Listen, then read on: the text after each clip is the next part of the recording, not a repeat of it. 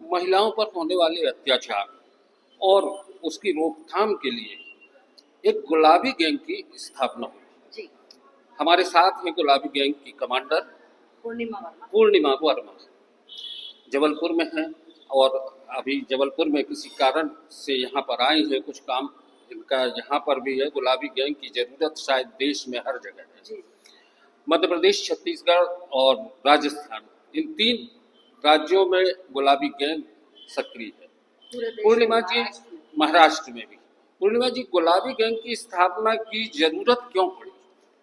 देखिए, गुलाबी गैंग की जो स्थापना की है वो इसकी संस्थापक श्रीमती संपत पाल जी, जो कि राष्ट्रीय कमांडर हैं भारत देश में। इन्होंने गुलाबी गैंग को महिलाओं के लिए सशक्तिकरण को लेकर के चलाया और ये एक छोटे से गांव से बना। तो महिला अपराधों के चलते ही गुलाबी गैंग, जबकि पुलिस प्रशासन जैसे सजग, समाज में लोगों को सुरक्षा देने की बात करने वाले ऐसे संगठन जब निष्क्रिय नजर आए, तो गुलाबी गैंग ने अपना परचम लहराया और आज पूरे देश में ही नहीं, पूरे विदेश में गुलाबी गैंग जाना जाता है। जो बिग बॉस में भी गई संपत पाल जी, जिनको बुलाया गया, और पूरे देश में शराब के खिलाफ हम लोगों ने मुहिम चलाई, लगातार चलाते हैं। देश के कोने कोने में, गांव में, शहर में, बड़े महाराष्ट्र जैसे शहरों में भी इस तरीके के जब अपराध धधकते हैं, तो महिलाओं के लिए गुलाबी गैंग हमेशा अपने डंडे, अपनी बुलंद आवाज के साथ तैयार रहता है। आप महाराष्ट्र, छत्तीसगढ़ और मध्य प्रदेश, इन 3 राज्यों में कमांडर हैं। जी। तो यहाँ पर अभी कितने सदस्य हैं? अब जिस तरीके से महिलाओं के जुड़ने की तादाद आ रही है तेजी से, तो मैं आपको बता सकती हूँ कि करीब 6 से 7 लाख के आसपास अब हो चुकी है। यहाँ पे महिलाओं का संगठन 6 से 7 लाख के आसपास हो चला है और पूरे देश में इसका एक बड़ा स्तर है। 3 राज्यों को भी अगर हम इसमें शामिल करें, बहुत बड़ा स्तर पर गुलाबी गैंग है। मैक्सिको, जिनेवा, नॉर्वे, यहाँ पे भी है। अच्छा, इसमें आपको सरकार से कुछ सहयोग मिलता है कि नहीं? समाज में पत्रकारिता जो चौथा स्तंभ है, इसका हमें बहुत हमेशा सहयोग रहा है। हमें कहीं से कोई फंडिंग नहीं होती है। समाज में उत्कृष्ट कार्य करने वाली स्वयंसेवी संस्थाएं हैं जो हमारा बढ़ चढ़कर मदद करती हैं। वकील एसोसिएशन के लोग हमारे ताकत बनते हैं और हम इन्हीं लोगों से मदद लेते हैं और एक दूसरे की मदद से इस संगठन को आगे बढ़ा रहे हैं। हमें कहीं से कोई फंडिंग नहीं मिलती है।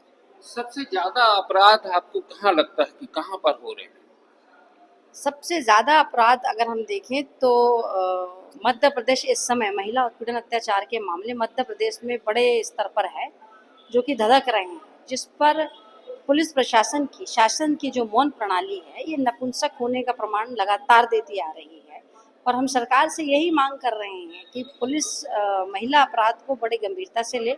जितने भी संगीन अपराध है, बराबर इनकी जांच नहीं होती है। महिलाओं को थाने दर थाने घुमाया जाता है, यहाँ चले जाओ, वहाँ चले जाओ, यहाँ नहीं तो वहाँ चले जाओ, इस क्षेत्र का नहीं है, उस क्षेत्र का नहीं है। तो ये बड़ा सवाल पैदा करता है। पुलिस ने महिला डेस्क तो बनाई है। देखिए, महज औपचारिकता है।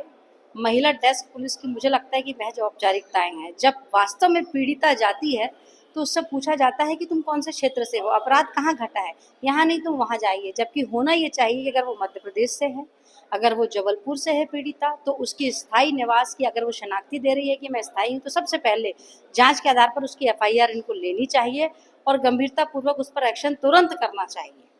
और जिस तरीके से सोशल पर, मीडिया पर अपराध धधक रहा है, ये एक बड़ी चुनौती है पुलिस प्रशासन के लिए और सरकार के लिए, जिसकी रोकथाम के लिए इनको बिल्कुल कठोर कदम उठाने चाहिए। अभी तक आप लोगों ने कितने ऐसे मामले हैं जिनमें कि महिलाओं को न्याय मिला? गिनती तो नहीं बता पाऊंगी मैं आपको, क्योंकि अगर मैंने आपको इतनी तादाद बताई है तो निश्चित रूप से असंख्य मामले ऐसे हैं जो गुलाबी गैंग ने महिला सशक्तिकरण पर न्याय को लेते हुए अपना किया है और लगातार करते जा रही है। आज मैं जबलपुर में भी हूँ, तो एक बड़ा प्रकरण जो आया है, सोशल मीडिया पर चल रहा है इस समय, शादी.com, मैरिज.com के माध्यम से महिलाओं को, युवतियों को छला जा रहा है, इनसे पैसे लेकर भाग जा रहे हैं। चलती फिरती रॉबरी जो एक सोशल मीडिया पर चल रही है, इसके खिलाफ मैंने बिगुल बजाने के लिए मैं आज जबलपुर में हूँ और शीघ्र ही बहुत सारे मुद्दे आपके सामने उजागर होंगे। आज मैं एक केस को लेकर आई थी, लेकिन आप दुर्भाग्य देखिए कि अगर यहाँ की पुलिस सजग रूप से काम कर रही होती तो आज दूसरा मामला मेरे सामने नहीं आना चाहिए था। जो मेरे आने से जैसे जैसे जानकारी लग रही है, लोग मेरे से सुबह से मिल रहे हैं और मुझे लगता है कि यहाँ की पुलिस बेहद निष्क्रिय है, जिस पर सरकार को संज्ञान लेना चाहिए। साथियों, गुलाबी गैंग की कमांडर पूर्णिमा वर्मा जी ने जो बात कही है वो निश्चित तौर पर कहीं ना कहीं एक बड़ी महत्वपूर्ण बात है कि मध्य प्रदेश में महिला अपराध ज्यादा से ज्यादा हो, महिलाओं का उत्पीड़न ज़्यादा हो रहा है और पुलिस महज औपचारिकताएं कर रही है। महिलाओं को उनको न्याय देने के नाम पर उनको जगह जगह भटकाया जा रहा है। गुलाबी गैंग की ये कोशिश है कि महिलाओं को न्याय मिले और महिलाएं एक सशक्त महिला के तौर पर न सिर्फ मध्य प्रदेश में बल्कि देश और विश्व में अपनी भूमिका अदा कर सकें, वो भी खड़ी होकर इस देश के विकास में पुरुषों के बराबर खड़ी हो सके। धन्यवाद। No news only views. Madam, मैं चाहूँगा कि नो न्यूज़ ऑनली व्यूज जो हमने अभी ये चैनल शुरू किया, इसके लिए आप दो शब्द। मैं आपकी सजगता को नमन करती हूँ और वंदन करती हूँ आपका। और नो न्यूज़ और क्या है, ओनली व्यूज़, ये बड़ा अच्छा नाम आपने दिया है कि सिर्फ खबर तक नहीं, आपके तक और आपके तक हमारा पहुंचने का प्रयास हमेशा रहेगा। इस बात को लेकर आप आगे बढ़ रहे हैं, मैं आपको बहुत बहुत सारी शुभकामनाएं देती हूँ। नो न्यूज़ ने मुझसे संपर्क किया और मैंने अपनी बातें, महिलाओं की बातें आप तक कही और आपसे मेरी यही चौथे स्तंभ से गुजारिश है कि आप इस चीज़ को जनता तक पहुंचाइए, सरकार तक पहुंचाइए, ताकि महिलाएं उचित रूप से न्याय हासिल कर सकें।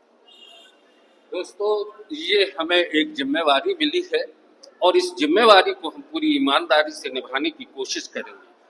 गुलाबी गैंग की कमांडर पूर्णिमा वर्मा जी ने आज जो हमें एक हौसला दिया है, हम उनके हौसले, उनके दिए गए दायित्व पर कितने खरे उतरेंगे, इसके लिए हम चाहेंगे कि आप देखते रहें नो न्यूज़ ऑनली व्यूज।